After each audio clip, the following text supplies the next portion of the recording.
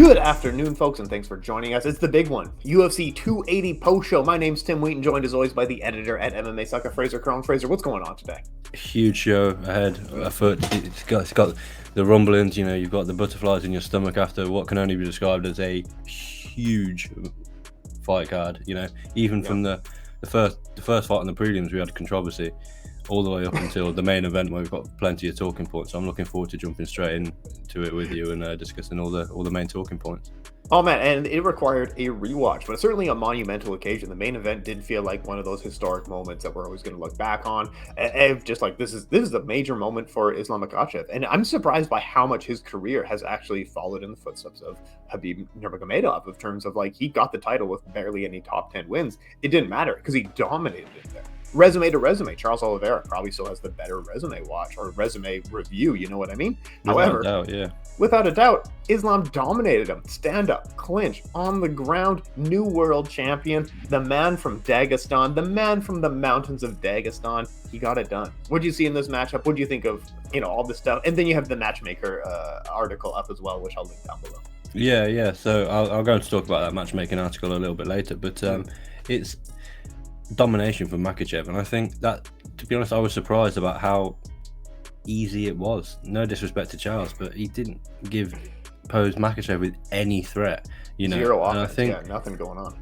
Yeah, exactly. And I think why a lot of people were picking Oliveira is because Makhachev was so untested. We hadn't seen Makhachev against, I'm not sure if Dan Hooker was in the top 10, but we hadn't seen Makhachev against a top 10 guy. And yet it proved that we didn't need to see Makhachev against a top 10 guy because he's on a different level. He was too big, he was too strong in the clinch. Charles pulled guard in that first round. But the worrying thing for me is that I'm not interested in Islam Makhachev's next fight. His fighting style does not excite me in comparison to Charles Oliveira's. Well, let me jump in here, because he, just like Khabib, against the top 15 guys, he's kind of just like a top position grappler. Once he gets into the top 3, suddenly he's a finisher. Just like Islam, like he struggled against Drew Dober. He struggled to get Drew Dober down. And then he fought to a decision. When it mattered most, they're able to smush guys. They're able to dominate these guys in the top 3. So maybe he's a finisher now, just like Khabib. Every top contender he can knock out. The thing is with Islam is this fight itself is hard to judge him by, because how much do you want to open up on the floor against Charles Oliveira? Because if you open up too much, he'll wrap you up in some sort of choke or lock or triangle, or he'll sweep and he'll try and we even saw him, I think at one point it looked like he was almost going for a leg and then sort of abandoned that. But I didn't find, it was absolute domination, and we can't deny just how good Islam looked, because he did look stand up brilliant. Of course, the ground game, the ground and pound, the control, brilliant. And then to not only get the fight to where he wanted it due to a knockdown, let's not forget, he knocked Charles Oliveira down and then followed him down, which is something that Poirier didn't do, Gaethje didn't do, Chandler didn't do, and Islam did without his second, that was second nature. Knocked him down, right, I'm straight in your guard. Well, not even. He knocked him down, didn't even have to go to the guard, because he managed to get the arm triangle instantly. Yep. But going back and watching the fight, I've watched the fight twice now. After the takedown in the first round, the hip throw, which is kind of ironic because we saw a lot of Charles train. Oh, look at Charles is training takedown defense against the cage. Training this hip throw, and then he instantly gets hip throwed the first time Islam tries it. Well, okay. Great. That maybe just says how good Islam Makhachev is at sambo hip throws and sort of judo hip throws. But in the best part of a minute, Makhachev landed 3 body strikes, tried to pass guard and failed, and then landed a further 3 strikes. Yeah.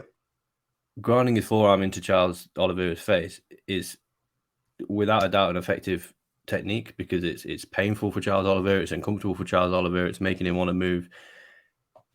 It's not entertaining, We appreciate it from a sort of analyst point of view, because we can see why he's doing it. He's trying to get Charles to move and maybe, give up a less dominant position. But for the casual fan that's paid, don't forget this is a pay-per-view in the UK. Yeah, it was. Yeah, absolutely. And yet he was grinding his forearm into his face. Personally, I don't find that too entertaining. even from an analyst point of view. I can appreciate it because it's a good technique. But again, I think it's hard to judge this fight because Charles Oliveira is so good on the floor. It's, do you want to sort of make that mistake and wake up looking at the ceiling, or do you want to just make it a slightly more, straightforward, not so entertaining fight? I think that's what Islam Makhachev did until the second round when they both opened up a little bit, and obviously Islam got it done. But yeah, that's taken nothing away from his next from his performance. But I'm not that excited for his next fight, especially with the names that have been mentioned. Well, him being very top position, very grindy, he almost grapples, like gets the takedown, and then is a little bit defensive because of how dangerous someone is. Do you think it's also a matter of, because one thing that we were thinking about was that they game planned for Charles Oliveira very clearly. They knew what positions he was going to be pressing in, what positions he was going to be struggling in. They clearly knew what tools Charles Oliveira was bringing. I think it was more a matter of he was and I think even in a rematch, you're going to get the exact same result again because of how effective this game plan was against Charles Oliveira. They knew when he was going for a triangle. They knew, in the clinch when he may have been trying a takedown. I think they emulated his style perfectly in camp, and he's unable to do anything. And he is a little bit more defensively sound. Like we talked about, he's not as much of a finisher as some of the other top position guys, but you can't argue with his performance. He was flawless in that. There was no issues that this man had in the bout. He controlled. He was offensive. He just every step of the way, he finished. And one of my rewatch notes, because sometimes you don't know what your notes are going to be when you watch the fight the first time. The second time I was trying to figure out what Charles Oliveira's game plan was. He never got a chance to apply it. We'll never know what Charles Oliveira's game plan was. However, being in guard is not a good position. And like Paul Felder, Kevin Lee managed to get tons of offense off on Charles Oliveira, as we talked about. We mentioned this last week, and then we were like, yeah, Charles is going to win. So we were like on the one step in the right way, one step in the wrong way. But like guard is not an advantageous position to be in. Fabricio Verdun was very threatening with it. Charles Oliveira is very threatening with it. But if you, like Alan Belcher and Juzimir Palhares, if you just get in the guy's guard and pound him out, like Paul Felder did, go ahead. Exactly, and he pulled. I don't know if it was accredited with the takedown. I'll have a quick look. So, yeah, I mean, it was accredited as a takedown. I think Charles Oliveira pulled guard in that first round. That first time that they hit the floor, I think he pulled guard because he got into the clinch and almost instantly they were on the floor. Now, that's either showing zero takedown defense, which we know that Charles has got fairly decent takedown defense, or he pulled guard. It's irrelevant, but rough tactics. Yeah, against a Dagestani wrestler like Makhachev, against Khabib, against these sort of Dagestani-based guys, you don't want to be pulling guard. And yes, Charles has got the most submissions in UFC history, but if you look at the submissions that he's got, just in recent times, like you say, Justin Gaethje knocked him down, took his back. Dustin Poirier choked him out. He TKO'd Michael Chandler. Kevin Lee caught him in a lazy wrestling, lazy takedown attempt, snatched the guillotine. Knocked out Jared Gordon, knocked out Nick Lenz, Anaconda to David Teemer, who he sort of snapped the neck down and grabbed the choke. These aren't sort of slick chokes from guard. He's dangerous in guard, of course he is, because he's Brazilian Jiu-Jitsu black belt, most submissions in UFC history, blah blah blah blah. But when's the last time we saw him snatch an armbar or snatch a triangle? The big thing is, like everyone talks about, I feel like every 2 years we talk about this in MMA. It's actually really hard to get a submission from guard. Even pros don't get submissions from guard. It's like nearly impossible. It's a defensive position. That's basically what it is. If you can get a submission from there, it's insane. Most of the time, nobody does. Go ahead. No, I'll just completely reiterate your point. Is that it's 9 times out of 10, 9 fighters out of 10, if they find themselves in guard, it's because they've been taken down. Yeah. And that's usually not their idea of how the fight will go. With that being said, Oliveira pulls guard, Paul Craig pulls guard, and outside of that, I couldn't. Some people accept the takedown a lot more readily than other people because they know how to get into a position. Off the top of my head, Mohamed Makhachev in his first UFC fight through the flying knee, knocked the guy down on the way up, snatched the guillotine, and he accepted the takedown because he knew he had the guillotine. Yeah, great. Oliveira accepted the takedown, but didn't have a guillotine. He didn't lock up an arm, or he didn't lock anything up. If I'm honest, if Makhachev hadn't have been so dominant, I'd be a little bit disappointed in Charles Oliveira. But I think that what can you do when there's someone, DC alluded to it on the walkout of Makhachev, which I tweeted it at the time. I don't like DC on commentary when a teammate is there. It's so biased, one-sided. He's almost trying to like prove to the fans, I am actually mates with this guy. Makhachev spent $1 million on this fight camp. I don't know how that's true. That's insane. Like, he's making a GTA game or something. How do you spend $1 million? $1 million on a camp, especially judging by the fact that his coach is Khabib. His coach is Javier Mendez. So either Khabib's, don't get me wrong, it works. Ask Belal Muhammad, ask Islam Makhachev. Yeah. But Coach Khabib is maybe needing to drop his prices slightly if he's going to get a bigger roster. $1 million, and he said, yeah, he's been out to Abu Dhabi he's been out to Abu Dhabi to acclimatise early to this. What's he staying in? A palace? Like $1 million on a fight camp is insane. Judging by the fact that he's not a massive. Yes, he's a headliner, but he's not a massive star. He's not going to be on 500 grand to win, 500 grand to show up. No, he probably didn't make $1 million. Here's my guess, because I heard that, and I wasn't listening to the English commentary for various reasons. Listened to Spanish and then switched to Japanese halfway through, so I didn't. But I heard this on Twitter. But $1 million for my training camp is something that you tell your sponsor when they ask how much do you need. You know what I mean? Yeah, exactly. Definitely $1 million. It's going to be $1 million, guys. Thanks, crypto or whatever. Yeah, and you say, it's going to cost $1 million, expecting to get 500,000. Then when they say yes, you're like, oh shit. Okay, I'm going to start having to actually prove that I need $1 million for this fight camp. But if he did spend $1 million, it worked. He's now the champion. He's got a potentially huge clash on the horizon. UFC 284, I believe, in Perth with Alexander Volkanovski. But wait, let me just smash on the guard for a bit. There's more exceptions to guard not working than there is like showing guard works. Like, yeah. Do you remember, early 2000s, everyone's scared of Nogueira's guard. Fedor just gets in and starts smashing him. Not a big deal at all. More recently, everyone's so scared of Fabricio Verdun's guard. Who's the guy who just beat him? Henan Ferreira? Smashed him from guard. Like, guard is a very defensive position. It's not a good position to be in. However, let's go forward. You wrote an article published yesterday. Who's next for the new champion? Islam Makhachev. You got Alexander Volkanovski, the featherweight champion in Australia. Charles Oliveira rematch. Beneil Dariush, the top contender at this point, and Conor McGregor. And I agree, Conor's just a fun storyline to throw in there. Break it down. Tell us more.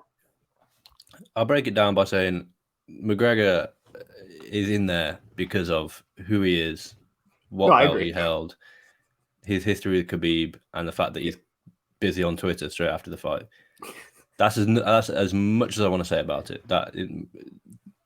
McGregor, for me, way out of the question. 6 months in the USADA pool, as Dana White said at the press conference. That's it. McGregor's not getting the fight. Next, anyway, he's definitely not. Also, he's about 300 pounds at the moment. So yeah, he's big.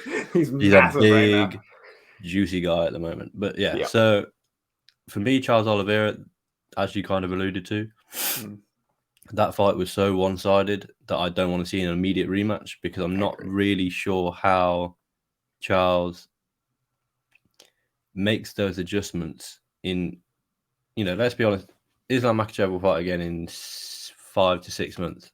Yeah. Regardless of where. He'll fight again in 5 to 6 months. I don't see Charles Oliveira making the adjustments in 5 to 6 months. Me personally, the fight I want to see is Beneil Dariush. Versus Islam or versus Islam. Gotcha. Go ahead. The fight that's going to be made, in my opinion, is Charles versus Beneil, Islam versus Alexander Volkanovski. But it's again going to come back to Islam Makhachev. As far as, let me just double check the rankings because, he's obviously champion now. Charles Oliveira will be ranked number 1, so not an awful lot has changed there. Justin Poirier hasn't fought him. Gaethje hasn't fought him. Chandler hasn't fought him. Dariush, Fiziev, RDA, Gamrot, Sarukian, Ismagulov, McGregor, Jalen Turner. Yes, he's beat Dan Hooker. Dan Hooker's ranked number 14. Why? He hasn't fought in that division in a while. Exactly. And he's fighting next month at a pay-per-view against an unranked guy. So he has beaten none none of the top 13 guys, and is already looking to defend his bout against a guy who's not in the division. Now, it's not like these guys aren't on win streaks. Dustin Poirier coming off a loss, Justin Gaethje coming off a loss, Michael Chandler, I believe, is coming off a loss. I can't quite remember what Chandler did last time out, but he's obviously got a fight booked with Poirier. Beneil Dariush is on 8 I think fight. It was a Ferguson knockout. Was that his last fight? Yeah, I get mixed up between that and Gaethje because I know he's just he's full of highlights. Is Michael Chandler, but Beneil Dariush for me is a fight to make. We'll jump straight to the Beneil Dariush fight. Unfortunately, there's too much to talk about for us to go in any detail. I know. Phenomenal performance. This performance for me is going so far under the radar. Yeah. Because he didn't get the finish. If that massive overhand, I think it was an overhand left that he landed on Gamrot would have knocked him out. Bang, 50k, probably gets the next title shot. Because I owe an apology. We owe an apology to Beneil Dariush. We said 100%. He's very meat and potatoes. He's just very, and his striking, a little bit meat and potatoes, but his counter wrestling, his timing on these slow ass strikes, brilliant. Phenomenal. And, defended 15 of 19 takedowns. 15 of 19 against Mateusz Gamrot, who before the fight, I mean, we won't be able to tell now, but before the fight, he landed 6 takedowns against Sarukian. He landed 4 against Ferreira. He only needed 1 against Jamie Stevens, 2 against Scott Holtzman, 5 against Kutaladze. This guy can take people down and clearly keep them down. He was riding a 4-fight win streak against some good guys, and yet Dariush completely shut him down. Those knees to the body were timed so well, and I think he was landing the knees to the body because he had the confidence that he wouldn't be taken down because he defended so many takedowns. Landing a knee to the body against a wrestler is a risk because you're on one leg and you're literally presenting them with your leg. And yet he had such faith in his own takedown defense that he wasn't worried about that. He's now riding an 8-fight win streak against top guys, And they're action fights. They're action-packed fights. That Drakkar Klose, that was back in 2020, and yet it's still being played now because he was rocked. And then he absolutely killed Drakkar Klose. Scott Holtzman spinning back fist KO. We don't see that very often. Diego Ferreira, fight of the night. Tony Ferguson, unfortunately for Dariush, wasn't an entertaining fight, but he did what needed to be done. Yep. And this is a Tony Ferguson who was coming off 2 losses, but to Justin Gaethje in a title fight and to Charles Oliveira. Fine. Great losses. Exactly. And now he beats Mateusz Gamrot. To the hardcores know that Gamrot isn't just a guy that is now 4-2 in the UFC. He's a KSW legend, really. Those fights really good. Those fights with Norman Park are some of the best. It's one of the best rivalries you've seen in KSW for forever. It's just, and I think it's because his demeanor. He's not a big trash talker. It's like Belal Muhammad. He's not a big trash talker. He doesn't, he doesn't go on the mic afterwards and straight away say, right, I want the win of the main event. No questions asked. I'm on the biggest winning run aside from the guys in the main event in the division now. He called out Jesus, and Jesus would fuck him up. Exactly. And, he's got a slight, it's a bad stylistic matchup. MMA math doesn't work out with that one. But no, for me, it should be Beneil Dariush. For the UFC, it's going to be Dariush versus Oliveira, probably on that Brazil card next year. Maybe. I don't know what the fight's announced for that off the top of my head. I know it's a flyweight title, but probably going to be co-main event. And then it's going to be Volkanovski versus Islam Makhachev, which, to be honest, doesn't excite me all that much. Yeah, well, we'll do a quick. Volkanovski has not really faced any wrestlers in his run to the. Well, he faced Chad Mendes when Chad Mendes was his oldest form and only into striking and not wrestling. He hasn't faced a lot of wrestlers. I can't see it going well for Volkanovski. I think the Oliveira one, you can make the argument for. Oliveira was getting a little bit more into striking. Volkanovski was counter, having fun. It just feels like the UFC made a promise, and then they're like, "Oh shit, yeah, I guess we'll keep our promise." I guess. Yeah. I mean, it might go back on their word too. It's like, no, it's a different champion. This is not going to work now. I don't know. I think it's clever by Volkanovski to go to weigh in. I think he in the back of his mind knew that he wasn't getting the title shot because Charles isn't going to make that mistake twice. Islam has never missed weight. No, he's a professional. We'll just look at the stats of Volkanovski. Takedown defense of 73%. He was taken down twice. Who? Exactly. Brian Ortega took him down twice. Brian Ortega is not a decent wrestler. No offense. Chad Mendes took him down 3 times. Oh damn! And I was trashing Chad Mendes' wrestling game exactly 3 times. But that kind of tells you all you need to know. Yeah. He's taken down by Shane Young. Now, no disrespect to Shane Young, but Shane Young's a striker. I think, although everyone was sort of taking the piss, saying, "Oh, get that short guy in here, get that short guy in here," blah blah blah. I think his height might play a slight advantage in this one because he'll be lower. Islam will have to change levels. Islam will have to change levels lower, and it might make it easier to sort of rip that underhook and sort of lift Islam up. Are we grasping here? Are we grasping at straws here to make the case for Volkanovski? We're absolutely grasping at straws because I think Islam's just going to be too big. Worth remembering that Volkanovski was what he's fought as high as welterweight. Yeah. But with that being said, his style, he's quite heavy on the front foot. Yes, he's elusive in the striking game, but he is quite heavy on that front foot. And he comes from that gym, that City Kickboxing gym. He trains out of there for his fight camps, I believe, with Eugene Berman. And yes, they've got stunning takedown defense. Dan Hooker, Israel, Brad Riddell. These guys have got solid takedown defense, but it's going to be I really like Volkanovski. I really like the way he fights. He's always in entertaining fights, and he's shown nothing in his UFC career to suggest that he won't win this one. But it's just, I think the power and the game plan. He's got a much better chance against Charles Oliveira than he does against Islam Makhachev. Let's just say that. Yeah, I agree with that. Style-wise, absolutely. Let's not. We won't spare any more because we gotta move forward to the absolute bull crap that was the co-main event.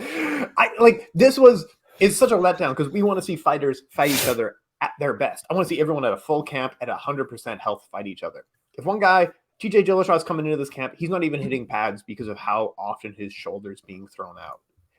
How are you going to go 100% in a title fight? His shoulder gets thrown out in like 25 seconds. That is a load of crap. You held up the division. There was other top contenders who could have got in there, and then you can take some time to heal your shoulder. This was a ripoff for fans. This was a ripoff for Aljamain Sterling. This was a ripoff of the UFC. There's no A side. There's no good. No one comes away from this looking better. Aljamain Sterling's a guy who, in the eyes of a lot of fans, has an asterisk next to each title win. That continues. This doesn't even look like a win. You fought a one-armed pirate. You fought a one-armed guy who's cycling off. This is just there's no win here. You should have called in an injury, taken a year off to heal your shoulder. What a load of crap this was. Anyway, TJ Dillashaw loses because he dislocated his shoulder every second of this fight. I'm pissed off at TJ Dillashaw. Not only, is it karma slightly for the EPO stuff, but, his shoulder surgery obviously didn't work. He was suspended for 2 years. He had double shoulder surgery and it's still popping out. On the mic, he said 20 times during camp. 20 times. How is this guy passing medicals? How is he passing medicals? I agree. What are the UFC medicals? This is, and like you say, it popped out in the pretty much the first, maybe second proper exchange. 25 seconds. This isn't like a Chris Weidman where he throws the kick and he breaks his leg within the first 10 seconds. Yeah. That was a freak accident. This was predicted because TJ said that he wanted to tell Daniel Cormier something and it never got around to it. He told Mark Goddard, the referee, that my shoulder's been popping out in camp. If it pops out, please don't stop it. Now that puts Mark Goddard in a terrible position because, for me, that's ground to the first time it pops out. If I'm Mark Goddard, I'd say, right, the first time it pops out, I'm calling the fight because, it's not a fair fight. My first job is protecting you, is fighter safety. Completely agree with you that he's just held up the whole division. Petr Yan could have got a third fight. Yep. Chito Vera, what has that guy got? He's got 4 fights now, 2 decisions, 2 TKOs. Yep. Marab obviously slightly different because they're teammates, but there's guys here that deserve a title shot over TJ, in my opinion, before the injury, and now he's just completely disrespected everyone. You know, he's gone in there. He's been selfish in, you know, he's been selfish to TJ. To Aljo, because Aljo wants the best version of TJ. He's prepared for the best version of TJ, and he didn't get that. Nope. He's disrespected the division because, you know, like you say, he's held the division up. He's disrespected the fans because the fans have bought tickets and they bought a pay-per-view to see two 100%. Yes, we know no one fights at 100%, but for argument's sake, two 100% fighters, or two fighters going at each other at their very best. And he kind of, you know, he kind of disrespected his team. Now, I don't know how much. I don't agree that Duane Ludwig is complete. You know, for me, Duane Ludwig is also to blame in this one. You know, we know that he's TJ's number one coach, and you know he's been with him now. They obviously left Alpha Male together, but the EPO stuff, you can't tell me that Duane Ludwig knew nothing about that. Oh, he knew. I don't buy that. Why is Duane Ludwig, if the guy can't even, you know, he didn't do an open workout, he didn't do, you know, I would have been interested. I wanted, you know, I'm the cynic in me is thinking, what if Aljo pushed TJ at the weigh-ins? Does TJ's shoulder fall out then? Because it didn't take an awful lot for his shoulder to fall out. Let's be honest, he threw one left hook, and it was out. We have to ask the question of, should his team have let him go in there? TJ is a fighter and he's a competitor, and as we know, he'll do anything to win. Yeah, EPO. But you know, so I lost. I didn't have a lot of respect for the guy. I lost an even more respect for the guy because it's just underwhelming. And I think the person that's come off the worst, well, not come off the worst, but who's got the rawest ordeal is Aljo. Yeah. Second title defense. You know, he won the belt in questionable circumstances with the knee. Again, not his fault. He got kneed in the head. He wasn't asking to be kneed in the head. Yep. He then won a split decision. I believe it was a split decision. It might have been a contentious decision against Petr Yan. Again, not his fault. He did whatever he had to do to win that fight. He hasn't paid the judges off. He hasn't tried to sway the judges. He did enough to do. He did enough to win that fight, in his opinion. Yes. And you know, that's all he can do. Against TJ, he was preparing for the best TJ Dillashaw. He just beat what was in front of him. Now, that's not his fault that TJ went in there injured. So let's take nothing away from Aljo. He put on a phenomenal performance. It's another TK on his record. And to be honest, in 2 or 3 years, I don't think we'll be thinking, yeah, but he only beat him because he was injured. No, on the record, it'll say Aljamain Sterling beat TJ Dillashaw. And if I'm Aljo, I pick the slightly easier fight of the two, Sean O'Malley over Henry Cejudo, because I need that. You know, I need that fight if I'm Aljo. And I think, you know, if TJ would have pulled out of this one, they could have made an interim fight between Merab and somebody else. Sure. And Aljo could have moved up to face Volkanovski, and Islam then could have faced another contender in the lightweight division. So TJ's held all that up as well, which is, to be honest, I'm just pissed off because it's just like, don't enter the fight when you know you're not going to be at your best. You know you can't wrestle. You know you can't strike. Can't do anything. What was TJ hoping? That he'd go in there, land a high kick, knock Aljo out in the first 10 seconds, and then take another year off to have another shoulder surgery? Come on. What are we thinking here? Like, but this is a good example. Like you mentioned, the Athletic Commission. The Athletic Commission exists because fighters are too tough for their own safety. And like if you see a guy popping his shoulder back in place, that is an example of him being too tough for his own safety. He was willing to risk, like he can't block a punch. What the fuck was he gonna do? He was gonna get pummeled, and that's exactly what happened. He is too tough for his own safety. The Athletic Commission actually needs to step in here. Go ahead.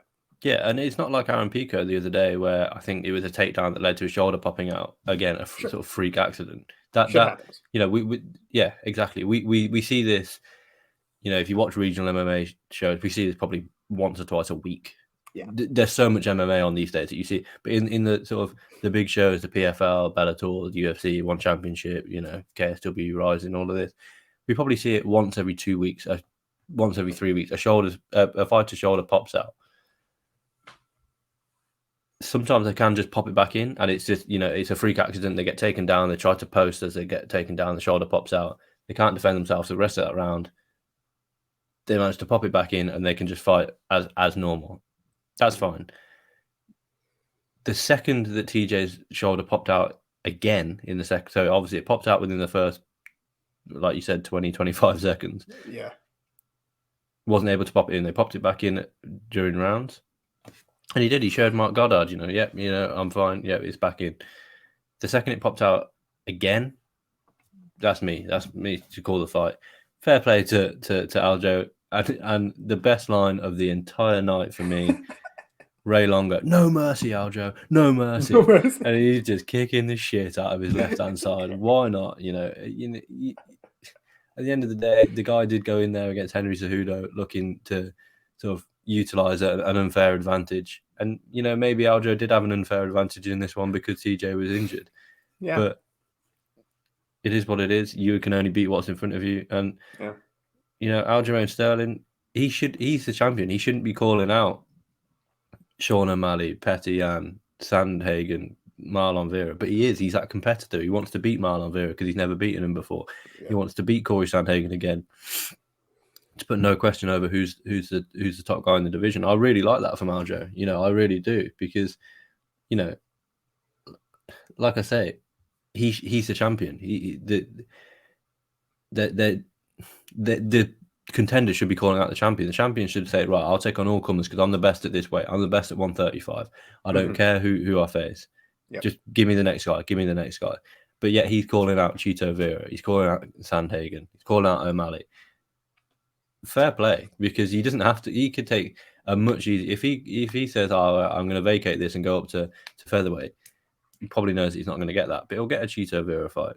He'll get a Sean O'Malley fight after Sean's win, which I'm sure we'll go on to talk about soon. But Aljo, relentless in the takedown, relentless searching for submissions, and this fight did go eight best part of 9 minutes, and he landed 148 strikes, and he had 7 minutes control time. Yes, he was against an injured fighter, but you can only be what's in front of you, and fair play to Aljo. But for me, TJ Dillashaw's done. He's how old is he now, TJ? He's 38, 39, I want to say. Yeah, I think he's not young anymore. Oh, so he's 36. But shit. In fight years, he's old. Well, exactly. He's been in some wars, he got dropped obviously by Cody Garbrandt, dropped by Henry Cejudo. Yep. Dropped a number of times by Corey Sandhagen and suffered those injuries, and now obviously beaten by Aljamain Sterling. 36. 36 in bantamweight is a grandfather. 36 at heavyweight, he's just entering his prime. Exactly. Well, this is the thing, he's 36 and he's at bantamweight, and we know these cuts aren't good for him. He's been down to flyweight. He's had knee injuries. He's had obviously shoulder injuries in the past, and now he's had shoulder injury in this one. So you've got the fact that he's cut down to flyweight once that was not good on his body. Let's be honest. Yes, and he took EPO. He's got the knee injuries in the Corey Sandhagen fight. He's got the shoulder injuries. He's got the shoulder surgeries in those fights. He's got a style that is based on movement and being in and out movement, like Dominic Cruz. And now he's got another shoulder injury, and the fact that he's 36 and he won't be returning until he's 37, and the fact that he's at bantamweight. I think he's done. Yeah. I think TJ will probably announce his retirement either this week or by the end of the year. Because if you look down the division, what is there for TJ? He's not going to get in a title shot anytime soon again, because you've got the Sean O'Malley, the Corey Sandhagen, the Marlon Chito Vera. He's still a competitor, but I don't think he beats Merab. I think Merab probably beats him. At this point, and what does that do for TJ? If you look, he doesn't fight Petr Yan because I just don't know what TJ Dillashaw is thinking is here as to how he can get himself back into at 37 without all the stuff that we just sort of listed off, the injuries, the cuts, the cut down to bantamweight again. How long a career he's hoping to have? Will he win the bout and then vacate it? For me, I don't want to see him in there again. I think he's done. I think he's had a good career, tough, 2-time champion, 3-time title challenger. Yep. Good rivalry with Dominic Cruz, good rivalry with Cody Garbrandt, but he's lost a lot of respect from me for the EPO, and then on top of the EPO to go into a fight. You know, you've got to think that people paid for a ticket to see two fighters at 100%. They paid for a pay-per-view to see two fighters at 100%. And I know we shouldn't, but people bet on TJ Dillashaw.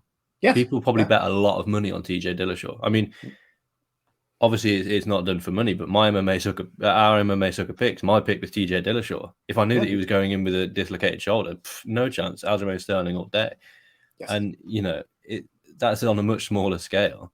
But people are, you know, lost a lot of money on TJ Dillashaw because he didn't want to admit that he had an injury. And, you know, I think it reflects badly on the UFC, because it'll see that the UFC allowed an injured fighter to go into the fight. A severely injured fighter too, like not even close. Exactly. But it's not the UFC's fault, it's the commission's fault. The UFC don't do their own sort of medicals, it's the UAE commission.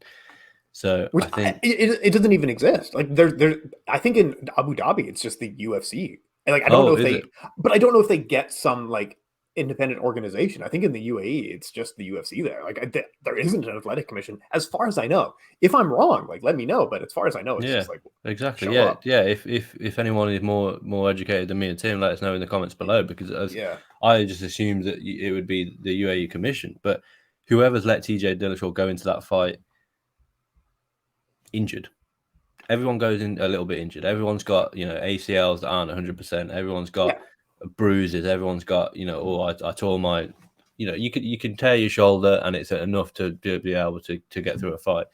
You know, this first exchange blew his shoulder out against a wrestler where you're going to need to post. You're going to need to go for an underhook. I think that's all we want to say on TJ. But I think, like I say, I think by the end of the year, TJ will be out of the testing pool again, out of the rankings. I think he'll be retired.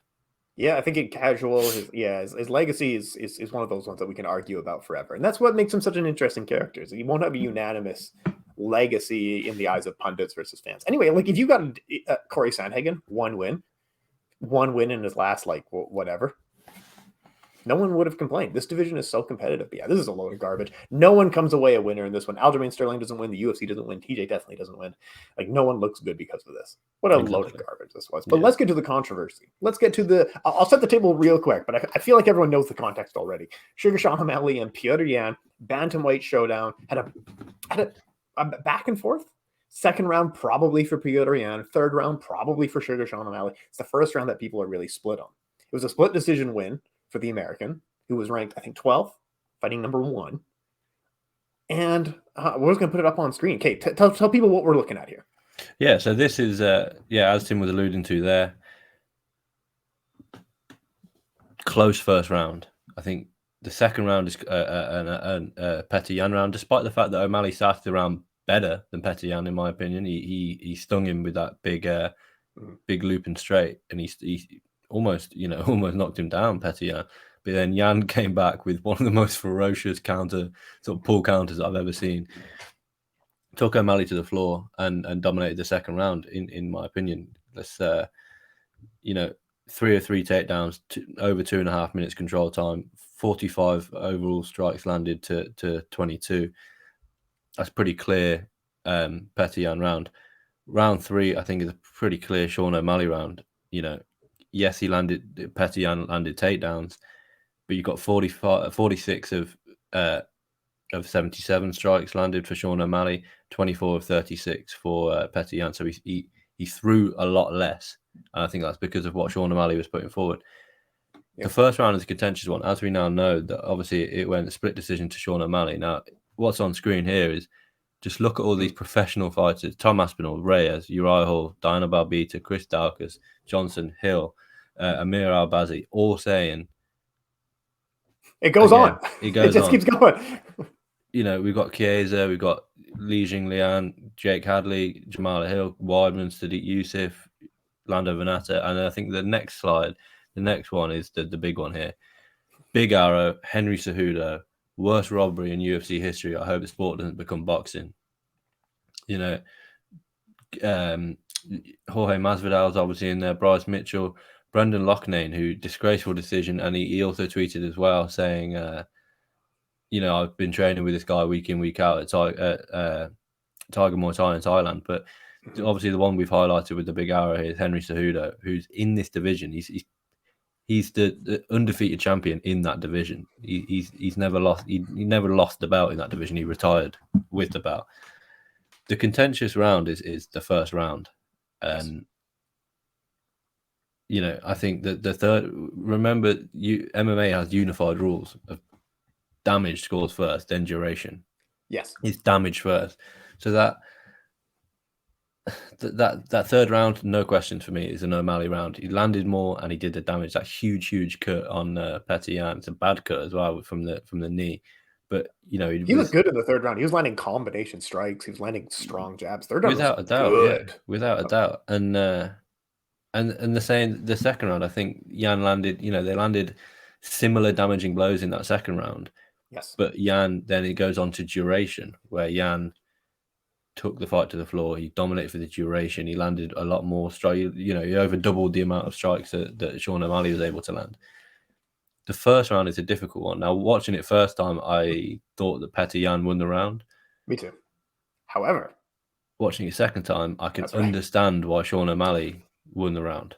Yes, me too. Yes, because judging criteria, we've been talking about it for months. They changed it 2 years ago. What is the judging criteria further? It's damage over everything first. Damage first. And, you know, the takedown, you're not scored for a takedown. A takedown is just a statistical score. It's not, oh, he's taken down, so he should, you know, he's winning this round because he's got the takedown. It's just a change of position. It's no different from a takedown, in my opinion, is no different from a fighter, you know, for example, you know, a fighter circling out from having their back on the octagon to then having their back, to then pushing their opponent up against the octagon. That it's a change of position. If you don't do anything with the takedown, you may as well be stood opposite your opponent, not throwing any strikes. Yeah. I think Sean O'Malley in that first round landed the more damaging strikes. I agree. I didn't expect this to go this way. When you sent me the tweets, I was like, oh man, we're going to argue today. But no, we're not. No, I think, well, but the thing is, like I say, the first time I watched it, I could see a finish because of the strikes that were being landed in the first round, because of Sean O'Malley's history with leg injuries, because of Petr Yan's history of being a heavy striker. Yep. You don't really judge the fight properly as far as who's done the most damage in while you watch it the first time. I've watched that first round back twice with commentary. So I've watched it once the first time, watched it twice with commentary, and then I watched it this morning again just without, because I didn't want to get it mistaken. Yeah. Before the result on my first time of watching it, I thought Yan had won the fight, but there is no doubt that Sean O'Malley will one day be a champion, because he was mixing it with Petr Yan, who's number 1 in the division. Like you said earlier, O'Malley was number 12 going into this. Yeah. For context, you know, let's just quickly pull up the UFC rankings here. I'll do heavyweight because that's going to be disgusting. Exactly. Let's do is Blagoy Ivanov going to be touching Cyril Gahn? Get out of here. Exactly. You know, let's call a spade here. That these guys shouldn't really be in there with, you know, the number 12 ranked guy shouldn't be in there with the number 1 ranked guy. But because of who Sean O'Malley is, you know, Robert Whittaker, Imanov, Michael Chiesa, and Kamaru Usman.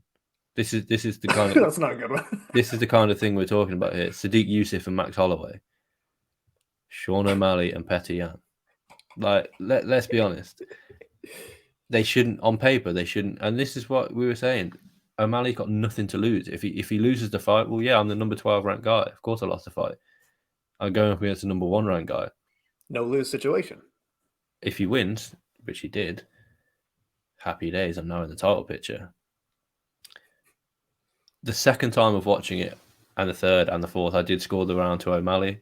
Yes. I didn't same. even watch the second and third rounds because they were, for me, pretty clear. Yan in the second, Yep. O'Malley in the third. Yeah, I think what a lot of people were swayed by is the commentary. You're saying, and a lot of the the tweets come up in the bottom left hand corner of the broadcast of, I think Sean O'Malley might need a finish here. That plays into your conscience directly, but Chris Pratt saying it's 2 rounds up for Yan or something like that. Exactly. Chris isn't a judge. Yeah, exactly. And he's a fan like all of us, but watching it that first time, you're swayed by the crowd because it was a pro Petr Yan crowd for the majority of the fight. It did sort of almost switch a little bit to be a bit of a Sean O'Malley crowd, but the visuals for Petr Yan were good. He did a big, massive, lift in the air, double leg of Sean O'Malley. But what did he do with that afterwards? Not an awful lot of damage. Now, if you do a big takedown like that and slam your opponent to the mat, and they're visibly hurt and they're visibly damaged by that, then yes, you score it. But that was a big takedown against the fence to which Sean O'Malley pretty much took no damage whilst he was down there and got back to his feet. On the screen still, Henry Cejudo, worst robbery in UFC history. Oh, get the mouse going. No chance. Absolutely no chance. Yes, it was a contentious decision. But the worst robbery in UFC history. Absolutely. You took the talking points out of my mouth. We are here. Judges are told the category is damage above all else. If one person shows damage, that's who wins. If both are even, then you go to stuff like control time. So if people have a problem, it's not the judges. It is the judging criteria. And this has happened in one championship a bunch of times because they were always all about damage, right? They're always saying damage. But almost as fans, and especially fighters, you're almost saying like what fans and fighters are often talking about is like, I saw these guys fight for 15 minutes. And based on vibes, I agree that Petr Yan is probably the better MMA fighter. But like, you can't just go on vibes. We do need like categorical situations of like, this therefore X, or X therefore Y. X happened, therefore we need to do Y, or something like that. Like, we're judging damage above all else. However, I still agree. If you just like say like based on vibes, 50 minutes, who's the better MMA fighter? Yeah, Petr Yan. I saw them fight for 50 minutes. I have a pretty good idea he's a better MMA fighter. But that's not what judges are judged. It's a weird thing, but like that's literally not what judges are told to judge on. You're not judging on vibes. You need to pick a category and judge based on it. And that might be the wrong attitude. Like, maybe just ask judges of like, based on what you saw, who is the better fighter? But they're not asked to judge that. It's who won the round based on damage. And based on damage, Sean O'Malley did win that first round. I hate to say it. I'm a hater. Yeah, no, for sure. And like you say, it must be difficult for the judges because they're there in the arena. Yeah. Every shot that Petr Yan landed, massive crowd. The crowd starts roaring. Every shot, every time he took Sean O'Malley down, massive cheer from the crowd. Mm-hmm. Why are these guys not sat with noise cancelling headphones in the back? So they are just completely independent of like you say, vibes. It shouldn't get to that. I'm not even that sure that this is the most contentious decision. I think the Lena Landsberg fight is an even more contentious decision. I thought that should have been scored a draw because in the first round, Landsberg lost. Well, let's stick to subject here. Wait. Actually, exactly, but she scored a big knockdown in that first round, which was the most damaging strike of the round, which in my opinion means that she should have won the round. It's damage first. Actually, you bring up a really good point of like we only bring up judging criteria of like, this is the judging criteria. Most fights don't even follow this criteria. Exactly. Most of the time it's all over the place of like, yeah, sure, control time, vibes. It seems like this person's a better fighter. Based on damage, yeah, the other person probably should have won, but that's like, it is sometimes we're all over the place sometimes on judging. Exactly. This is an example of that. It's a difficult one to I mean, we saw Manon Fiorot in her fight with Caitlin Chikagian take the fight to the ground, score a quick takedown in that final round. Just chill. And she got 14 seconds of control time. Did she take the fight to the ground there because she thinks, the judges might want to see me take the fight to the ground? Yeah, I won't have to do any damage with it. Well, that's not really what we should. Brendan Loughnane actively didn't get he He was winning. He was dominating his fight on the Contender Series. He took the fight to the ground. He didn't get a UFC contract. It's worked out quite well for Brendan because now he's fighting for $1 million at the end of next month. But or $1 million, sorry. But it's principle. It's do fighters have in the back of their mind, like Manon Fiorot, who I don't think we've really seen her ever shoot for takedowns. Really, she doesn't land an awful lot of takedowns in her fights. One in her debut, one in the one after that, two in the one after that, two in her last fight, and then one against Caitlin Chikagian. Sure. Does she take the fight to the ground late on in that Caitlin Chikagian fight because she knows that's what the judges might want to see in a close round, in a close fight? Or if I quickly, if I'm seen to be lying on top of my opponent, am I going to be scored higher for this? And, I think it's difficult to know what the fighters think in comparison to what they know the judges want to score. But at the same time, sometimes you don't know. Exactly, because it should be scored on damage. The first criteria is damage every single time. It's not like boxing. It's damage. The example that I keep on, and I've said it about 4 or 5 times on podcasts in the past, is Rob Font versus Marlon Vera. Yeah. I think Font outlanded Vera by about 80 to 100 strikes. But Marlon Vera almost knocked him out about 3 times and got the decision. Well, it's clear. And, for Sean O'Malley's coach, Tim Welsh, to be going, to be putting online like, Sean outlanded Petr in rounds, 1 and 3 or, putting the stats on. Well, that's very good. But if I could land 10 jabs on you and you land 2 massive right hands on me and knock me down twice, you win that round because the numbers don't tell the story. The numbers don't tell the story. Yeah. The stats after the fight, for me, they're a helpful tool. Certainly before the fight, I think they're extremely helpful to see what kind of a fight we'll get. But after the fight, I'm not sure how relevant they are. Because total strikes landed. Petr Yan outlanded O'Malley, and he scored 8 more strikes. But if you look at just visually, look at the fight after 15 minutes. Petr Yan can barely see out of that cut to his eyebrow, and Sean O'Malley is barely, he's barely got a scratch on him, because Petr Yan was landing flush on the chin with damaging shots, and Sean O'Malley, was landing the more sort of cutting shots, as it were, doing the more damage, in my opinion, and that's why. No way, we got Jamal Hill with pure robbery. It wasn't a robbery. Even if you said, this guy should have won or this guy, it's still a fairly close fight. It was still 1 round to flip a coin on. Like, it wasn't a robbery. Robbery's not it. No, for sure. And it makes me question what sort of, I can't work out the time difference between all these guys. But, you got Jake Hadley at 2:50 p.m., Lando Venata at 2:48. Just, the 2 examples on, Chris Weidman, 2:48. So these guys are tweeting probably directly after the fight. If they go back and watch the fight, watch the first round. Like then I'd be interested. Exactly. And then I'd be interested to see if Jake Hadley, Chris Weidman, and Lando Venata, just as an example, as 3 examples, actually thought that Sean O'Malley actively lost that fight. Oh, yeah. Do you know what I mean? I co-sign with you. I majorly co-sign. I'm being reminded of we're looking at damage here, but I do think also I want to add Petr Yan is at fault here. This is very much in his wheelhouse of giving away the first round because he's a little bit too relaxed, giving away other rounds, or just even the rounds that he wins. They're very close rounds. He's very happy to cruise 2 or 3 strikes ahead. It's like he has a calculator in his head, and I know I'm 1 strike ahead, so I'm just going to chill for a minute. If he gets 2 strikes on me, I'll get 3. But he's so relaxed in there. And even Petr Yan super fans must agree that this guy is way too relaxed sometimes, where he's dropping rounds that he could be winning. And he also abandoned leg kicks throughout the fight. You see the stats on legs, 11 of 11. He's landing 100% in the first round. For the whole rest of the fight, rounds 2 and 3 combined, he landed 10. And still, that's 100% landing on leg kicks. But there was more, what we're getting at is there was more game plan for him that he could have won on. But he abandoned it. He abandoned the most effective thing against his opponent midway through the fight. There was way more ways for him to win than for him to lose, but he's a guy who's happy to win on I'm 1 strike ahead, or I'm losing this round. That's okay. I'll get the next one. That's a losing attitude, and that's why he's in so many contentious decisions. He's just so relaxed in there. Am I wrong here?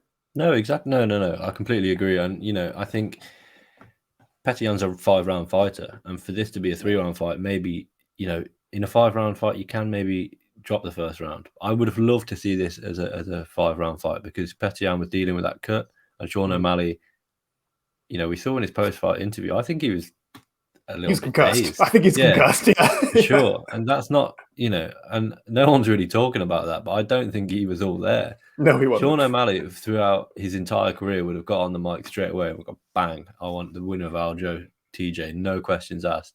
He was confused about the question. He couldn't even get a sentence quite exactly. And out. Yeah, you know, so that the fourth round of that fight, if it would have happened, would have been fascinating. The cut versus the fatigue and the concussion, like we say, of Sean O'Malley. I would have loved to see that over 5 rounds. It wasn't to be, but I'm not mad about a Sean O'Malley win. I think that's and if you scored it for Yan, I'm not mad about a Yan win. I can understand both sides of the coin. I personally, watching it first time round, scored it for Yan. Watching it second, third, and fourth, scored it for Sean O'Malley. But it's not a robbery. No. It's not like we're going out there, right? You know, Sean O'Malley doesn't deserve the win. He doesn't deserve this. He doesn't deserve that. And like we said again about Aljo and TJ, in a year's time, in 2 years' time, it'll just say on Sean O'Malley's record, split decision win. Oh, it must have been a close fight. Well, you know, he's still on paper got that win. He still doubled his money, and he's put Petr Yan now 1-3 in his last 4 fights, which is extremely surprising. When we saw Petr Yan burst onto the scene, I don't think I would have predicted that he would have been 1-3 at all in the UFC, let alone in his most recent 4 fights against guys that realistically, you know, he clearly had the style to beat Aljamain Sterling in that first fight. He clearly has the style to beat Sean O'Malley, but he just can't, like you say, he's a little bit too relaxed in there and he can't quite do it. He's too relaxed. He's happy to give away rounds. He's happy to just like, maybe I'm 1 strike ahead and the judges should know I'm 1 strike ahead, but that's not really how it works. Like he's too much of a machine sometimes, too much of a robot. However, let's give some credit to Sugar Sean O'Malley. 3rd round, as we're saying, he's probably concussed. He's dazed in the 3rd round and he's still splitting the guard with these fast punches. I mean, Petr Yan wasn't kicking out the legs like he should have been, like the correct game plan would be against a deep fighter, a wide stance like that. However, he's still winning. He's landing combination strikes, splitting the guard open. He's getting in and out of danger at good timings. He's open up cuts. I mean, Sugar Sean O'Malley almost came away with, in the eyes of the fans, a no-win situation here.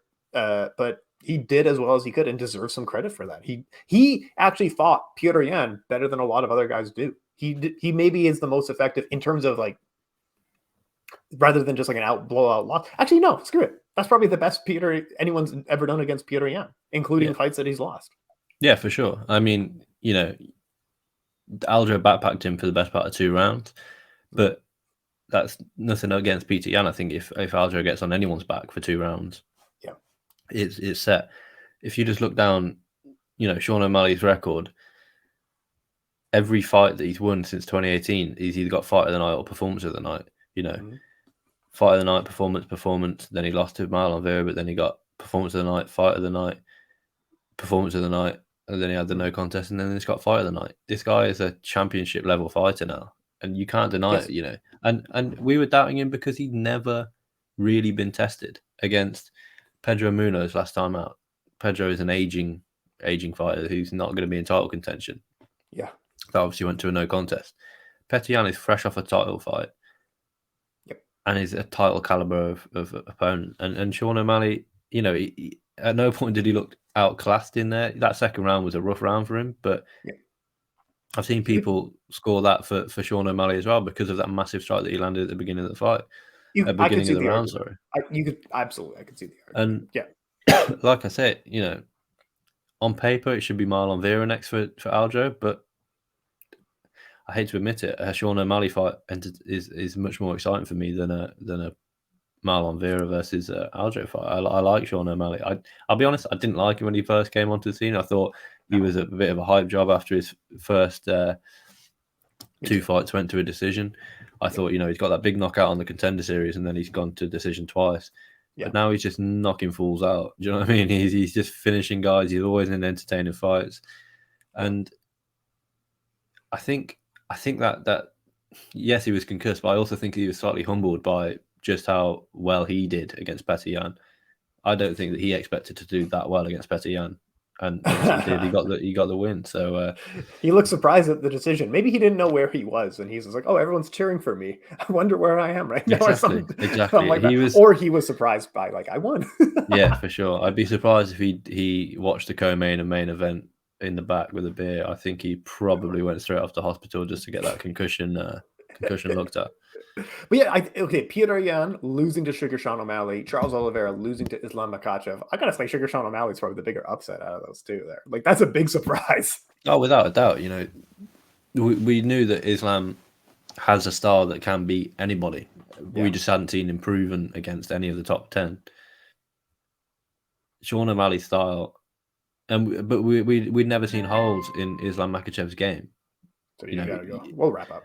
Yeah, no, that's fine. It's just someone's having something delivered, I think, on the Alexa. But yeah, we'd never seen Islam Makhachev really, apart from I think it was his UFC debut.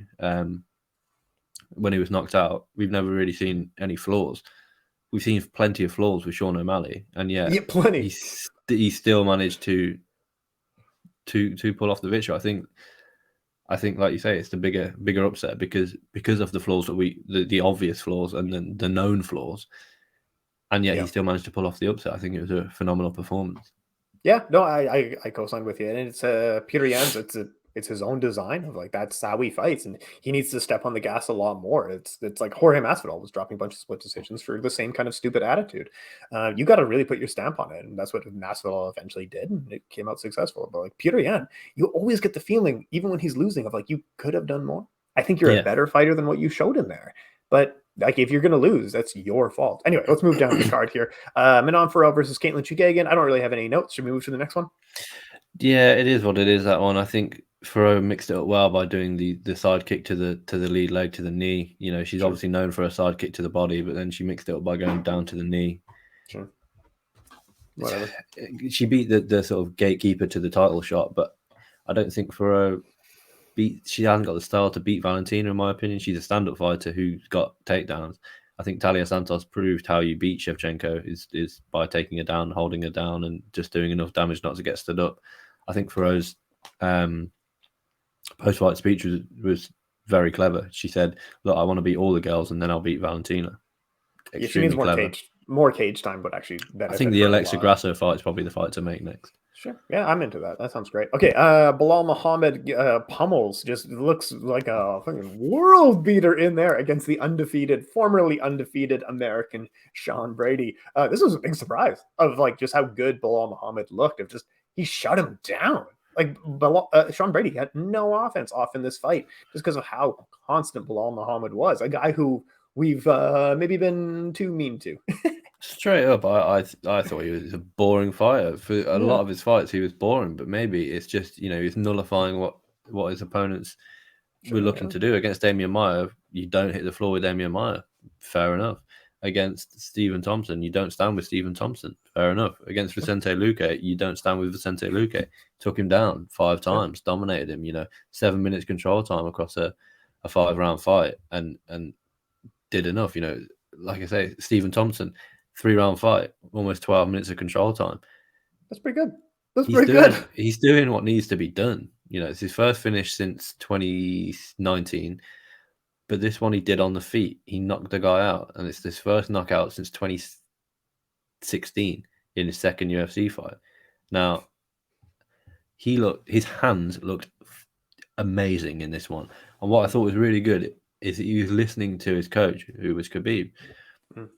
And the other guy, I didn't know who the other guy was, but in that first round he threw straight punches. A couple came around the guy, but mostly straight punches.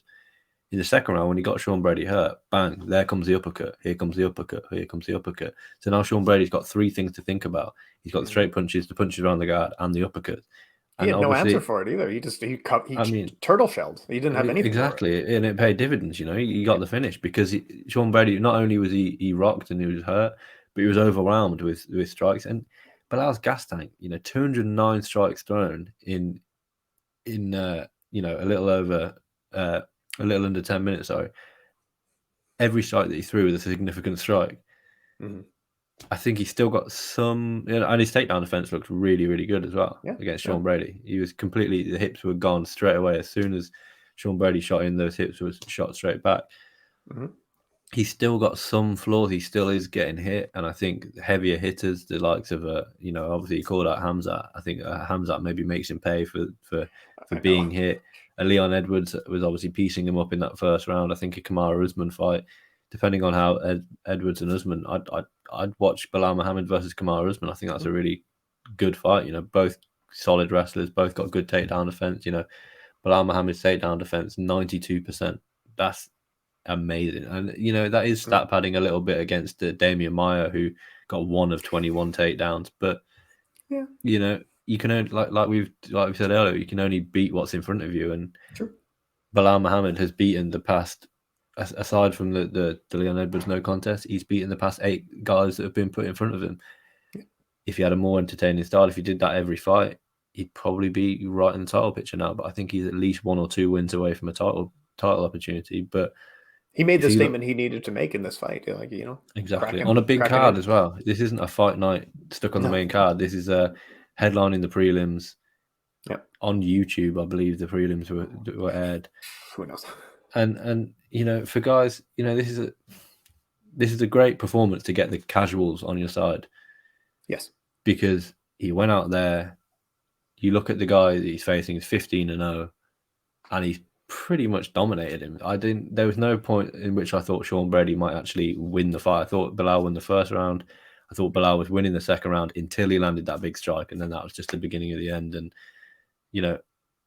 had no answers for any of this. He didn't show any what was your game plan or anything like that. We just exactly you got beat the hell up for like 8 minutes. Exactly, and not only did he win, but he showed levels of improvement in this one, which is something that we don't always. How much did we see of Aljamain Sterling? Did he improve from his last fight? Who knows? Well, who knows? Sean O'Malley, did he improve from his last fight? Well, maybe slightly because he had better competition, but we don't really know. Manuel Ferrero, I think, was the exact same as we've seen. She's just a good, very solid striker. Belal Muhammad was here, and now he's really improved, and he's made a big jump up in skill, in my opinion. I'd love to just add I know this is very armchair, but a lot of guys struggled with knockout power throughout their career. For example, Muay Thai champion Nango Gyengadao was one of the better fighters of the last 15 years in Muay Thai. 100 wins, all decision. Out of nowhere, he starts doing strength and conditioning for the first time in his life. He's never done strength and conditioning before. Suddenly he's on a 6-fight knockout win streak. It is possible to add power to your game. And I think Belal Muhammad is one of those guys of if you start some strength and conditioning, working on your core, stuff like that, you can really start adding some power to your punches, and you would be feared at welterweight. Exactly. It's just the whole sitting down on your shots thing it pays at the end of the day. And it's like a Tyson Fury in the world of boxing. It's never really known as a one-punch knockout, killer. And yet, knocked out Deontay Wilder in their second and their third, knocked out Dillian White, knocked out Tom Schwartz. He's since he's gone to that Kronk gym, different gyms have different styles. Different coaches are going to coach you differently. He's now with Coach Khabib. Maybe Khabib, we know he's, like we said last week, he's never been known as the best stand-up guy in the world. He's never going to, be a Floyd Mayweather, but maybe he's teaching Belal to sort of sit down on those shots a little bit more. And the thing is with Belal, now that he's got the hands, we know that he's got the wrestling. So as soon as he drops his weight to look like he's going for a takedown, he can come over with the overhand, he can drop it, and he can land these uppercuts. And it's going to keep opponents guessing in the future. I think Belal was one. Belal and Beneil Dariush are 2 that have gone under the radar for me on this fight card. Yeah.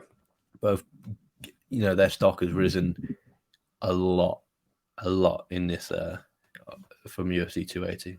Yeah, they put the exclamation marks where they needed to. What else did we miss on this that we haven't discussed yet? Go ahead on anything that you saw that you want to sound off on. Yeah, nothing really. I thought Nikita Krylov did what he had to do after being hurt. He took the fight to the ground. Just, again, unfortunately, boring. But he did what he needed to do. And Mohamed Makhachev, another win. Had to dig deep. That was like a gutsy. Had to really dig to win, eh? Finally he's kind of getting something back. I think he's realizing now that these guys, he's probably going to be ranked.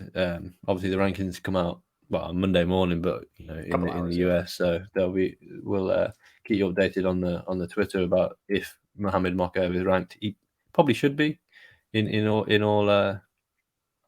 fairness. But yeah, he finally kind of got a bit of a bit of something coming back, and I think it's going to be a massive learning curve. He's, what, 21, 22 now? Well, I'm not even sure if he's that old, but he's still a very young fighter with not a lot of experience. Yes, he's gone, what, 20, I don't know, in IMAF, and he's fought in Brave, and he burst onto the scene. He's 3-0 this year. I wouldn't be too surprised to even see him potentially out in December, try and go 4-0.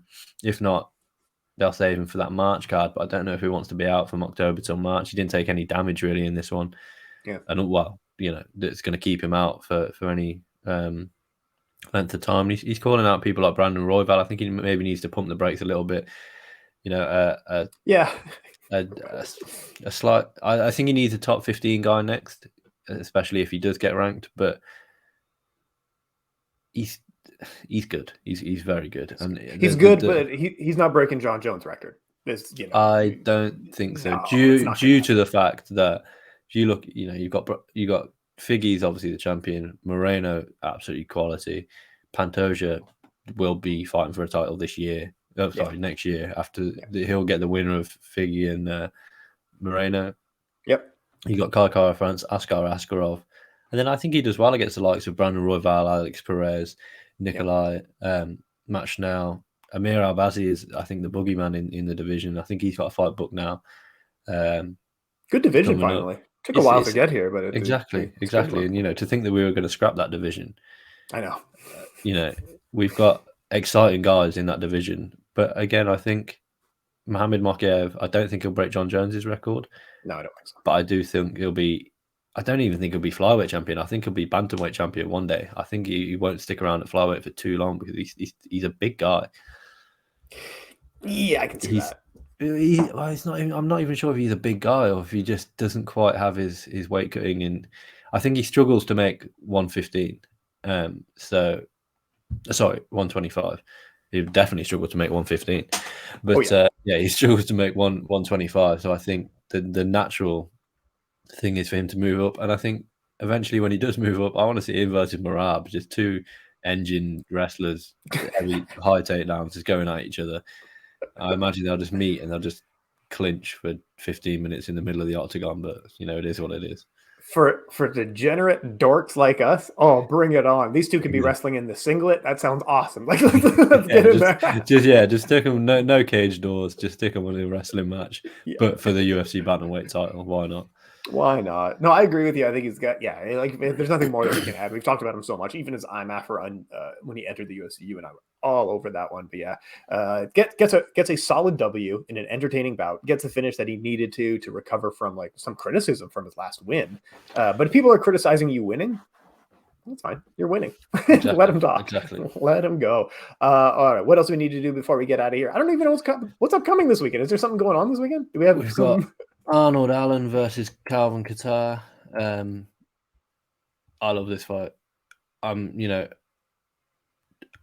an Arnold Allen fan due to the fact that he's English and he's potentially the next big English star. Yeah, he's probably going to win this one. Honestly, I think Kattar is not recovered. Yeah, Arnold. Yeah, that's what the thing that does concern me is Arnold Allen's gas tank. He as soon as he's got an opponent hurt, he goes and he goes hard, he goes heavy. It's his first main event, so we'll see how this one goes. But it's an exciting first five-rounder. First five-rounder, right? I believe so. In certainly in the UFC, it's his first main event in the UFC. Whether he went 5 rounds in Cage Warriors, I'm not sure. Just double checking here. First 5-rounder. So that's potentially where it will play slightly into Calvin Kattar's hands. He's had plenty of 5-round fights, but I don't think Arnold Allen won't be coming into this one, expecting to blow Calvin Kattar out early. The rest of the fight card, there's a couple of fights on. Khalil Roundtree versus Dustin Jacoby's. I'm excited for that. That's a good one. Andrei Arlovsky still getting work. My God, he is 94 years old. But I think he wins this one against Marcus Lima, which is crazy. I think he wins that one. And then you got Chase Hooper fighting just before him, who is 16 years old. I mean, he is. Yeah. Chase Hooper, win-loss. So this should be a loss for him then. If anything's to go right. We've got a lot of boxing this week, but when UFC 280 happens, you don't have time to break down the boxing. We've got real boxing. We've got Katie Taylor returning. There's been announcements, like huge, massive announcements, right? Yeah, for sure. I can't get into Tyson Fury's announcement because I don't want to ruin my day, ruin my week, but I am pissed off. Let's just leave it at that. Down. And we got Lomachenko. We've got Lomachenko returning. So we've got real fights, Lomachenko and Katie Taylor, and we've also got Jake Paul versus Anderson Silva. Man, I ain't gonna lie, that one's got me. I'm a lot more excited about it than I am any other Jake Paul fight. We've got stablemate of Nate Diaz and former UFC star Chris Alvea fighting a guy whose picture on Tapology is him. He's a doctor. His name is Dr. Mike. Sure. Cool. So there's that. And you've got Uriah Hall making his boxing debut against a bloke who I think is an American footballer or a basketball player, Levon Bell. Don't know. Should be winnable for Uriah. However, we have seen weirder things. So Uriah Hall will get knocked out, I imagine. Yeah, it's gonna be that's what happens. He should win this fight, and he will probably lose this fight. Boxing doesn't even play that well. Like he was like a kickboxer in Chuck Norris's kickboxing. Like punch boxing may not be the best thing for his style. Exactly. He's the spinning attack guy. At the end of the day, it's the he's limiting his skills. Yeah. We saw against Sean Strickland. If you put a bit of pressure on him, he seems to crumble. He can't really get his strikes off. It's a name. You can throw the former UFC top. Did he ever make it to the top 5, top 10 middleweight? Tough winner. I think he was because I think when he knocked out Gegard Mousasi, he was top 5, and then they had to run it back. They had to run it back in Belfast, and Gegard just absolutely ran through him. Yeah, that's the thing. And I do agree. I'm much more invested. I'm not. Well, I say invested. I'm not interested in this fight at all. Still, but this fight interests me a lot more because you've got someone who can actually fight. Tyron Woodley didn't come to fight. Ben Askren. No. Dog shit. Nate Robinson and Aneeson Gibb, I think is the guy. Yeah, you fought that Aneeson Gibb, Nate Robinson, Ben Askren, Woodley twice. What I want to see is, I want to see Jake Paul lose and go out of boxing. But what I want to see is, I want to see Jake Paul tested. And I think Anderson Silva will be the guy to test that. If Anderson is taking this seriously, that's the worry here, because realistically, we need to see Anderson. If Anderson gets brutally knocked out by Jake Paul, which is a possibility, we saw it against Tyron Woodley that he landed that monster overhand right. Mm-hmm. I don't want to see that. I want to see Anderson test Jake Paul and see if he is actually any good, because we don't know yet because he hasn't fought anyone. Well, and I think it's almost a no-win situation for Jake Paul here, because he's probably going to lose. Like on paper, considering who Anderson Silva is, and like even his success over the last year, Anderson Silva should win. But if Jake Paul wins, all we're going to say is, well, yeah, Anderson Silva's old. That's it. Like there's such a no-win situation here for Jake Paul. Of course, he's going to make millions of dollars. That's the A side of it. Yeah, exactly. And, how can you have a guy who is just sort of chasing a hobby and getting paid handsomely for it? God, you can't have a go at the guy, and it's with working. Anderson, you've got the highlights package that you can just, the Forrest Griffin, the Randy Couture, the Peter Balfour, sorry. You've got these highlights packages that you can just all week on. I don't know if is it on Showtime or DAZN. Probably, I imagine. Oh, it won't be on DAZN, but I think it'll be on Showtime. Mm-hmm. Just play that on repeat. Of Anderson Silva knocking out Forrest Griffin, Anderson Silva knocking out Forrest Griffin over and over and over again. Then you can play Jake Paul knocking out Tyron Woodley, and it's going to be the whole, well, I knocked out one former UFC champion, now I'm going to knock out another. The build-up is going to be what it is. And, I think they're clever to have put it on this weekend, because the UFC would have completely overtaken it. But you also put it on the same time as Lomachenko fighting, and the same time as Katie Taylor fighting.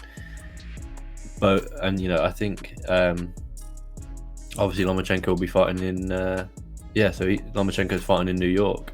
Katie Taylor's fighting in England, so it's I would have personally put it off by a week if I were Jake Paul, because I think more people, actual boxing fans, will tune into Lomachenko. But you know who's tuning in? It's not actual boxing fans. Yeah, you know for a fact it's going to do more pay-per-view buys than Lomachenko, but that's the way that combat sports is in the past sort of 5 or 6 years. No, it's crazy. You got to think of we're discrediting all of Jake Paul's wins. Even if he wins next week, we're discrediting the win already. This guy gets paid as much as Max Verstappen. You've won. Yeah. Good job. You actually took this industry, dumped it on its head. You have won in this situation. You've beaten the entire industry now.